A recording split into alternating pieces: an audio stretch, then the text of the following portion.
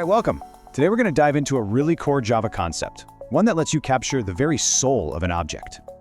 So let's start with a big question. Think about it. Normally, your Java objects, they're kind of like ghosts. They live in memory and poof, they're gone the second your program stops. But what if? What if they didn't have to be so temporary? Now you might think, hey, I can just write stuff to a file. And you're right, you can write text, but that's just, well, text. It doesn't capture the whole picture, the complex, living, breathing state of an object. To do that, Java needs something completely different up its sleeve. And that's exactly what we're going to break down. We'll look at what serialization is, how it works, and, this is super important, when you should, and maybe more importantly, when you shouldn't use it. So here's the fundamental problem we're trying to solve. Objects are fleeting, they're temporary.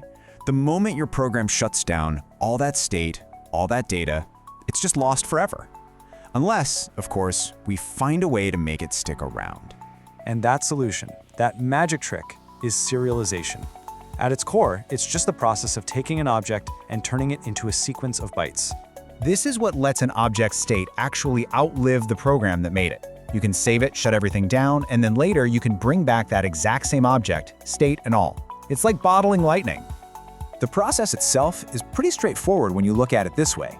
You have your live, active object sitting in memory, you run it through the serialization process, and out comes a flat stream of bytes. From there, you can stick it in a file, shoot it across a network, whatever you need to do. Okay, so how do we actually do this? How do we make a class, serializable? You might be surprised by how simple it is. You literally just tag your class. You do this by implementing the serializable interface. And here's the cool part. It's what we call a marker interface. That means there are no methods you have to write. None at all. You're just putting a flag on your class that tells the JVM, hey, it's okay to turn objects of this type into a stream of bytes. Then, to do the actual writing, you use a special class called ObjectOutputStream. You just point it to a file and then call one simple method, writeObject. You pass in your object, and that's it. The JVM takes care of all the messy details of converting it into bytes behind the scenes.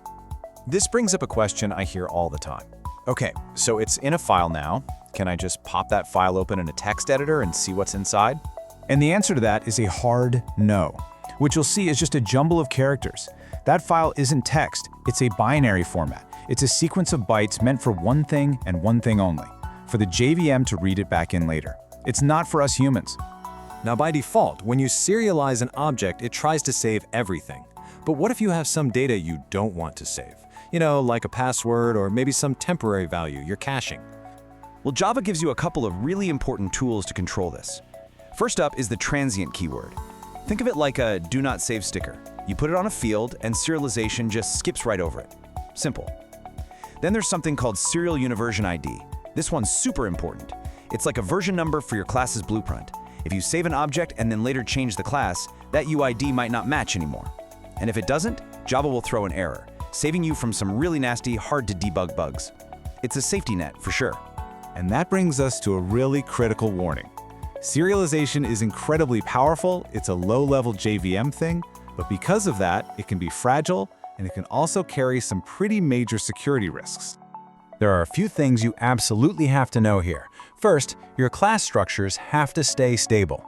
But way more important is this.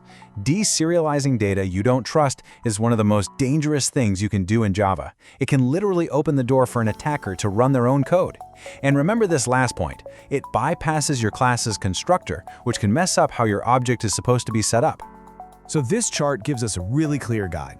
For stuff that's happening inside a single application, like caching data for a little while, yeah, it works great. But for anything long-term, anything public-facing, or anything that has to talk to other programming languages, you should absolutely 100% use a standard, stable format like JSON instead. It's just not worth the risk. I think this quote from InfoWorld just sums it all up perfectly. It's powerful, but it's unforgiving. It's a tool you should only pull out in specific, tightly controlled situations, and never, ever think of it as your go-to solution for saving data. So now you've got the theory down. The what, the how, and maybe most importantly, the why. But theory is one thing. Next time, we're going to get our hands dirty. We'll build a little project to put all of this into practice and really see serialization do its thing. You won't want to miss it.